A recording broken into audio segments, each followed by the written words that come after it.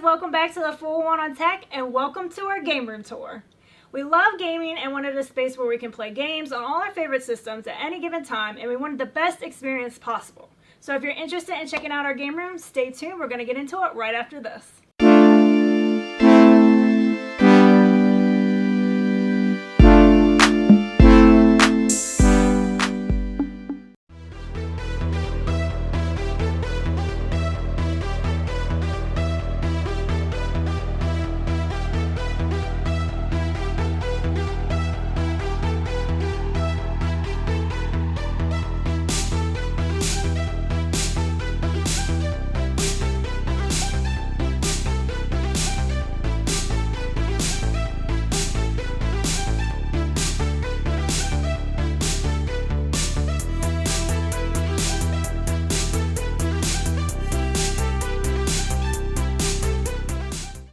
So first off, we have our arcade corner over here, and we have two AtGames products. The first is the Legends Ultimate, and it's a really great arcade machine, especially for the price. It's pretty much a full cabinet. For our model, we have 350 games pre-installed. The newer models have 300, but you can also bring your own games, which is really nice and something that we use a lot. You can even play with friends online, and you also have leaderboards for all you competitive people out there. Right now we're running, in addition to the 350 games pre-installed, we're running games off of a USB thumb drive with coin ops. Our plan though is to connect a PC, running Launchbox, and having more games that way. So that's pretty cool. And then you also have two HDMI ports and two USBs. So you can plug in your peripherals, like I mentioned, plug in a PC, plug in a thumb drive, your light guns for your light gun games. So it's really nice and it has a lot of great features. Yeah, and it also has its two players. You have the 6 action buttons. So for your fighting games, you have that. You also have a spinner here in the middle, and then you also have for Arcanoid and stuff. You have these spinners here as well. So it's a really nice machine. It has the speakers. You might want to upgrade those. It's not too bad. It's still pretty good, and like Michelle mentioned, for the price, it's really good. It's a really good solution, to have a full-size arcade machine. It's I'm like 5'9", you can see like how tall it is, so you don't have to be like bending down too much, and it's a lot of fun to play those old arcade games. So moving on here, we have the Legends Pinball, and this is really nice. It's a little bit smaller than a full-size pinball machine, but it's still pretty good. You have we have an upgraded control deck here, so you can play some like vertical arcade games if you want to, like Donkey Kong or something there. You have a spinner. Again, you have the 6 action buttons if you wanted to play like a game like that. We probably won't play that on here, but we have the upgraded control deck there, or panel, and we have another screen for the DMD. We did a third screen. We're running Pinball Emporium here, and it has a nice 32-inch 1080p playfield here with a glass top. And it's 15.6 back glass, and like I mentioned, we're running coin ops, so we also have a, not coin ops, we have Pinball Emporium, so we also have a third DMD screen. We're eventually going to upgrade this to like another solution that's like more integrated, but this is working for us now. And we have a PC that's running the Pinball Emporium, and right now you see we have a Back to the Future table here. It comes with 22 pinball games installed. Which, there's some good ones in there, but there's also packs you can buy, like Sicaria packs, that you can buy to add more games, more pinball tables to it. Yeah, you can also, again, bring your own games and play with people online. So it's really nice, like Michelle mentioned, with the Legends Ultimate. This is also connected, so you have leaderboards, and you can play your friends and things like that. Really nice product AtGames is making. There's also guys that have changed, or girls and guys that have changed like the artwork on this. There's companies that make artwork, and we'll have that all listed down in the description. So this is the arcade corner, like Michelle mentioned. We have the arcade machine, 2-player, and we have the pinball machine. We have Pinball Emporium, so we have a lot of tables added in addition. But also, if you don't want to hook up a PC to it, you can buy those table packs that you can add more games or more tables to it. So That's this section here. Yeah, and we also have a number of videos that we actually did on this pinball cabinet, Yeah. so we'll link those in the description below so you can check those out. Yeah, we did a few videos on this bad boy as well, like Michelle mentioned. So now we're going to move on to the left side of the room, and we're going to show you what we have going on over there.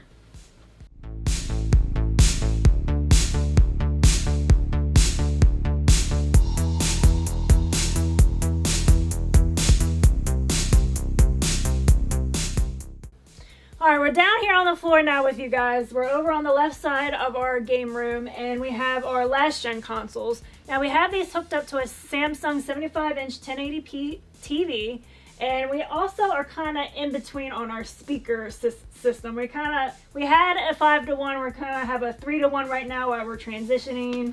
Right. We had bigger tower speakers in the front, but at the time we had another entertainment center that was a lot narrower. And but then we moved this one over here, so the tower speakers in the back until we figure out if we're going to get new towers or if we're going to get another entertainment center that's a little bit more narrow and we can put the old tower speakers back. So First world problem. That's where we're at with that. So like I said, we have our last gen console. So we have our Xbox One, and this is the launch edition. We have that over here. And everything is hooked up into the receiver. This is actually a Sony, STR DN840. So that's the receiver that we have. And again, everything that's an HDMI system or 1080p, whatever, it's hooked up to that. So we have the Xbox, and then over here we have the PlayStation 4. This was also a launch edition. I don't know if they call it launch edition. Yeah, we got it 2013 when it launched. Yeah, so we have that, and then we also have connected the PSVR box. So we Breakout have the box, yeah. Right, so we have the PSVR hooked up with this, and we also have one of our Switch docks down here, so we can also play our Switch games on this setup as well. And so that's pretty much that. Yeah, we have the Xbox Kinect camera when that was still a thing, and the PlayStation camera for the PSVR. And we have Michelle's Siberia 840s. I love these things, by the way. You can't get them anymore, but they're really, really good. Yeah, and we have switchers to switch between the systems, so we can use the headphones on multiple systems, and we can also via 3.5 millimeter cable connected to the aux to this to the DAC on for those headphones for the Siberias. We can also listen to Switch games on it as well. So if one person is playing on the other side, you can use headphones over here.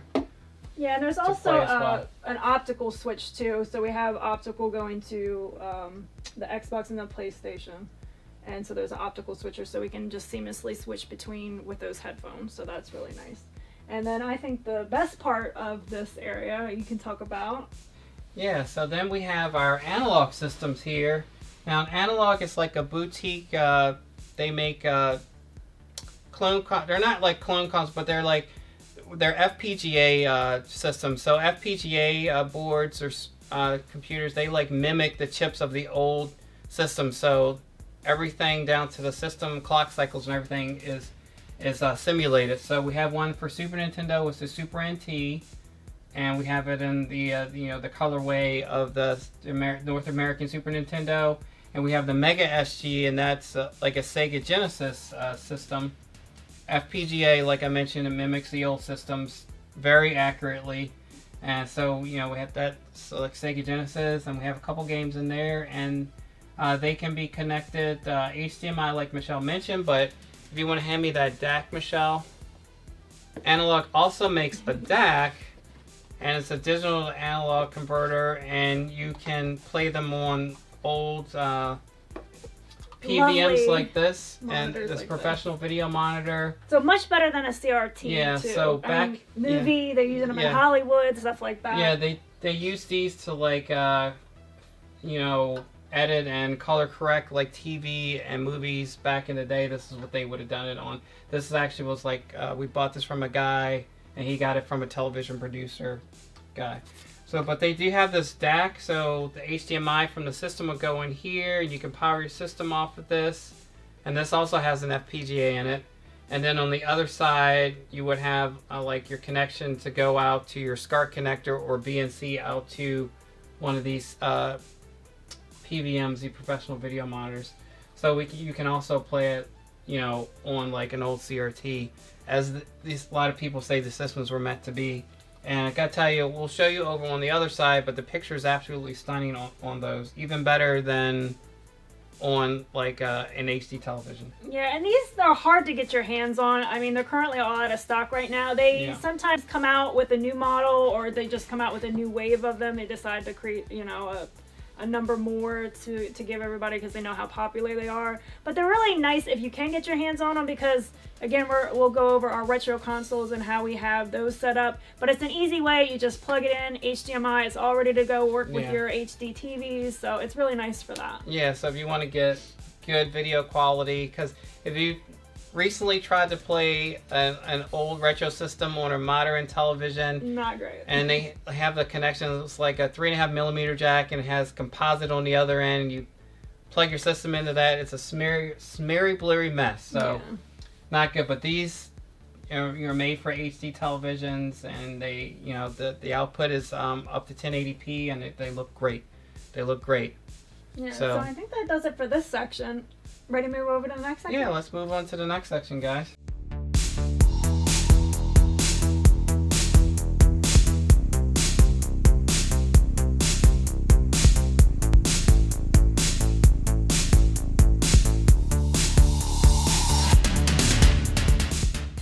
Alright, so this is our favorite section and our main section of our game room. So over here we have our LG C9 LG OLED. And for sound, we also have our Vizio Elevate soundbar. We actually did a review on this. We'll leave that in the description below. It's a really great soundbar. It sounds really, really good.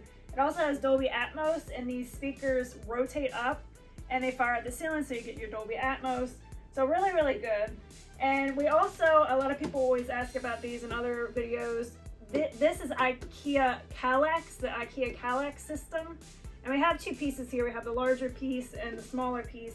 All together they're about $100, so it's not a lot of money, and it's really great for like your, you know, all these retro consoles. They have nice little cubby holes, so that's really nice. The only thing it doesn't have is a backing, so you know, we had to do the whole cable management thing, which is always fun. Not the best job, we're still working on that. Still work in progress, yeah. And so we just got like adhesive cable clips, and they just kind of stick on the back of the IKEA Kallax system, and then, you know, we just have everything tightened together, and the best we can have it for right now. So we're trying to still dial that in some. And then we also, so over here, starting off with the consoles, we have our next gen consoles. So we have the PS5 and the Xbox Series X, and they're both hooked up directly to the TV via an HDMI 2.1. The HDMI 2.1 ports on the back. Yeah, so now I'll go over what we have going on here. So over here we have Sony BVM and its model D20F1U, and this is a broadcast video monitor. So this was the highest line of Sony professional monitors that they used to color correct and finish TV and movies back in the day. So something like this might be in a production truck at like an NFL game. They would have like banks of these. And these things were like 5 figures back in the day. We didn't pay that, but the picture on them is really nice for 240p systems. We have Duck Hunt Country playing on here, and it looks amazing. Down the bottom, we have a VCR, and that's hooked up to the Framemeister, which we'll get to later, and we can watch like OVHS on the OLED. So first off, with our retro consoles, we have my childhood Nintendo NES, and it's been modded with the NES RGB Tim Worthington mod. So we get RGB signal out, and that's going to give like the clearest, sharpest picture, way better than composite. So you get a really nice picture. RGB, the RGB signal is very great. We'll leave a link in the description to My Life in Gaming. They do a very good masterclass 100, 200, and 300 level on RGB and how to get the best image quality out of your retro consoles. To get the RGB, so we have Euro SCART cables. Yeah, we have one of those here that I'll show you off camera. So this is like a SCART cable. So in Europe they had these SCART connectors, and this has like all your picture signal and your audio all in one. And then it would have like a connector like this in the back, and so that would connect to the console. This is one for Sega Genesis, connect to that, and then we have this going into like a SCART switcher. SCART switcher is connected to the Framemeister, which is a video upscaler, and then that goes out HDMI to the LG C9. So that's what we have going on here. Then we have the NES Classic Mini Console, and it's modded to have more games on it. Yeah, we used, it's called Hacksheet if you're interested, and that was a pretty good tool as far as modding it. Yeah, and like Michelle mentioned, we have these 3D signs for all the systems, and anywhere we can, we have 8BitDo wireless dongles and the controllers to go along with that, so we don't have to sit on the floor. Moving on across the top, we have the SNES Classic, and that's been modded to have more games as well with Hacksheet. Yeah, and the SNES itself, that is actually already ready to go to output RGB. So all we had to do is get a cable made for that has SCART. We use a company called Retro Access. They're a company that's in the US, and they make these really high quality cables. So we'll leave a link in the description to that. Because what we like to do is we like to play the original consoles to the best. It's the best video and audio quality you can get out of them. So right now, as you can see, we have Donkey Kong Country that's hooked up to the Super Nintendo, and we have RGB going out to a switcher, and then that's connected to the Framemeister out to the TV 1080p, so it upscales it to 240p up to 1080p. Yeah, and what's nice about all they're all ready to go. So they're all hooked up, they're all ready to go, and we'll go over more maybe in a part 2 on how everything is actually hooked up, because it's pretty in depth. Yeah, so any system is all ready to go at a moment's notice. Now here we have the Nintendo 64, and this has been modded. My childhood dream. Yeah, her favorite childhood system. This has been modded with the Ultra HDMI Hardware 2 HDMI mod. So we have HDMI out, and you can do all kinds of things. You can add scan lines. There's a retro mode. You can do 720p. You can do 1080p. You can even do 1200p. All kinds of settings you can do with that, and there's like a controller combination. You can bring up an on-screen menu, which is kind of strange to see on a Nintendo 64. It's really awesome though. But yeah, so there's this mod, and there's also that one is kind of hard to get. Like we had to go on to like a waiting list, and that didn't come through. But then Game Tech had a drop, and we fortunately were able to get that, and we got it in. And we gotta get an installer. And then we had to get an installer because we're trying to get our soldering skills up, but this is like an advanced mod, so we got an installer to modder to install that for us. Yeah, and then so like Damien mentioned, 8BitDo controllers pretty much for most of the systems. The N64, the Brawler. No, we want the Brawlers. Yeah. These are the Admirals. So right. Hyperkin, right? Hyperkin, yeah. And then we have 2 original controllers, so we can get 4 people going at one time. Just recently we had like a Mario Kart tournament. Nothing like sitting on the floor playing with your old wire controllers. Yeah, but the people that had wireless, they could sit up in the seats. And then also about the 8BitDo, so we'll leave a link down to their website, and they have Bluetooth, but they also have quite a few that are 2.4. So 2.4 gigahertz. 2.4 gigahertz. So if you want the lowest latency possible, go for that. And we don't notice any, for when we're playing. So they're really great controllers, the 8BitDo. Yeah. Some people say 8BitDo, we call them 8BitDo. Yeah. Whatever. So then moving on, we have a GameCube, and we have 2 Wavebirds, and we have a SD card reader because we're running the Game Boy Player interface. We have a Game Boy Player on this as well, and we have the Eon HDMI adapter on that. So this is also going out HDMI. I believe that's 480p. Then down here we have my Wii and Michelle's Wii before we got married. We both had Wiis, and those are modded with Homebrew. Mm-hmm. We have a Wii U, and then we have a Sega Genesis, and that natively puts out RGB as well. But again, you have to get a cable like this made, a SCART cable, and that's connected to the SCART switcher, and then it connects to the Framemeister upscaler, and then 1080p out to the out to the LG C9. We also can have that display as well on the BVM, the Sony Broadcast Video Monitor. We have that, and it also, with the cable we got, the Genesis only out the back, got the audio connection out the back, is just mono, but if you have the stereo jack in the front, the 3.5mm jack, you can get stereo sound out of your Genesis. So we have that also integrated with the cable. So that's really nice. Yeah, stereo is definitely better than mono. Yes. We have an Xbox 360. It's the Star Wars R2-D2. It even has to push the button. Yeah, push so the then it makes the R2-D2 sounds. That's really nice. It's a special edition. We have the C-3PO controller to go with it as well. PlayStation 4 Pro Spider-Man Edition. That's a really nice special edition PlayStation. Again, we have the sign. So we have my PS3. So that plays PS3 and PS1 games. Then we have an older one that plays PS1, PS2, and PS3 games. Michelle's PS3. We have some controller chargers for PlayStation 3, Xbox 360 controllers. We have my Astro 850s, first gen. Those are a pain in the butt. When they work, they're good, but they're always losing sync. You have to wait for the battery to die. Yeah. But I think eventually we're gonna, these two cubbies, we have some other systems that we're gonna get modded. We're probably gonna do Dreamcast, and that's gonna be HDMI. And we're gonna have a Saturn, and we're gonna get RGB for that. So we're gonna probably get those freed up and put some more systems in there.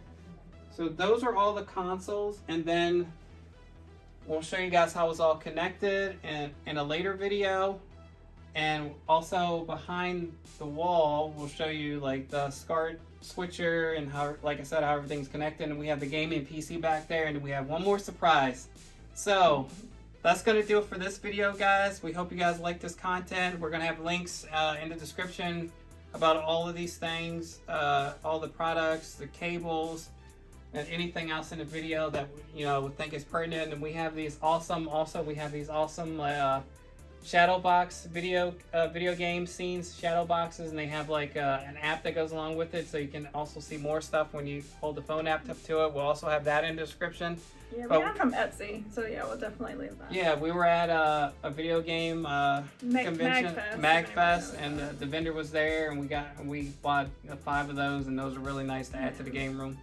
So once again, we hope you guys like this content. Yeah, and let us know in the comments too, what, if you have any recommendations on like how we can make this setup better. Let us know if you have any questions about anything, or we can always do another video on a specific, product, or how we have things set up, or maybe, the BVM, PVM, how that works. So yeah, let us know in the comments below about that. Alright guys, so that's going to do it for this one. Don't forget to like and subscribe, and we'll see you in the next one. Bye! Bye.